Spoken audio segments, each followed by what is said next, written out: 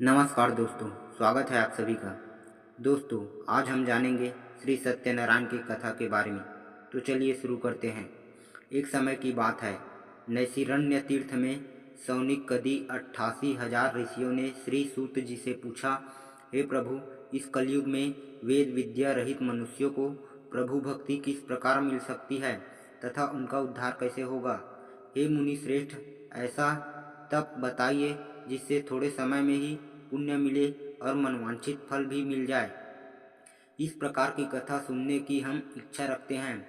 सर्वशास्त्रों के ज्ञाता सूत जी बोले, हे वैष्णवों, मैं पूज्य आप सभी ने प्राणियों के हित की बात पूछी है, इसलिए मैं एक ऐसे श्रेष्ठ व्रत को आप लोगों को बताऊंगा जिसे नारद जी ने लक्ष्मी नारायण जी से पूछा था और लक्ष्मीपति ने मुनि श्रेष्ठ नारद जी से कहा था।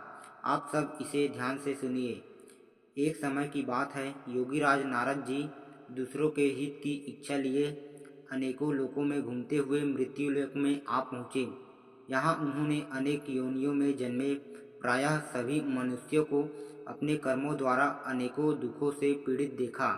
उनका दुख देख नारद जी सोचने लगे कि ऐसा यत्न किया जाए जिसके करने से निश्चित रूप से मानव के दुखों का अंत हो जाए। इसी विचार का मनन करते हुए वह विष्णु लोक में गए। वहाँ वह देवों के इस भगवान नारायण की स्तुति करने लगे, जिनके हाथों में शंख चक्र गदा और पद्म थे, गले में वरमाला पहने हुए थे। स्तुति करते हुए नारद जी बोले, हे भगवान, आप अत्यंत शक्ति से संपन्न है। मन तथा वाणी भी आपको नहीं पा सकती है। आपका आदि मध्य तथा अंत नहीं है।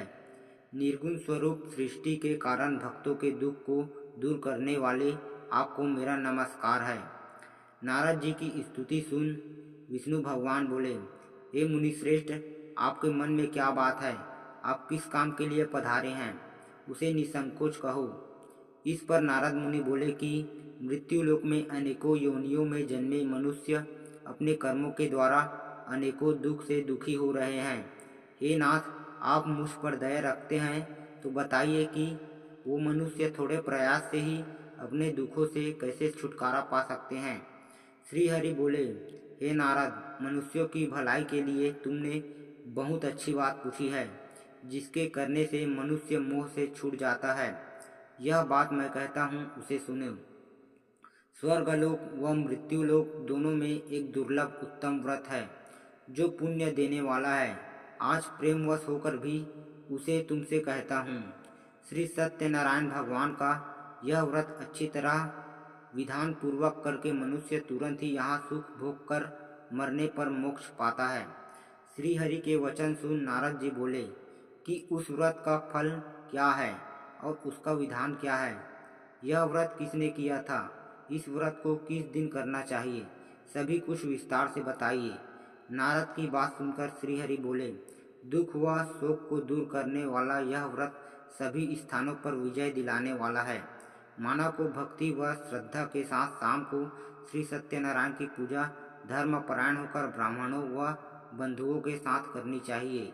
भक्ति भाव से ही निवेद्य केले का फल, घी, दूध और गेहूं का आटा संवाला ले गेहूं के स्थान पर साठी का आटा, शक्कर तथा गुड़ लेकर सभी भक्षण योग्य पदार्थों को मिलाकर भगवान का भोग लगाएं।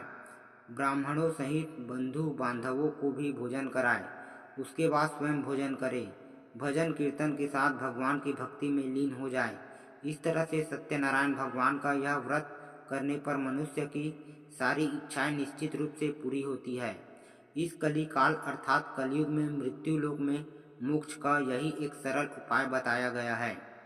तो दोस्तों, आपको कैसा लगा श्री सत्यनारायण जी का कथा, कमेंट में ज़रूर बताइए।